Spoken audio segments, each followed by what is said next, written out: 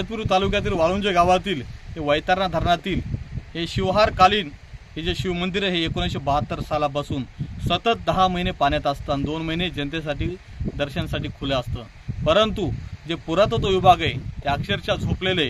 पुरातत्व विभागाने लवकर या मंदिराची दखल घेऊन या मंदिराचा जीर्णोद्धार करावा, कारण या मंदिराची दुर्दशा ह्या पुरातत्व विभागामुळेच झालेली। त्यामुळे जर पुरातत्व विभागाने या मंदिराचा जीर्णोद्धार केला, आजूबाजूच्या गावातील लोकांना रोजगार उपलब्ध होईल आणि पर्यटकांची मोठी गर्दी या भागामध्ये येईल आणि इगतपुरी तालुका हा पर्यटकांचा प्रमुख चेहरा म्हणून ओळखला जाणारा हा तालुका आहे।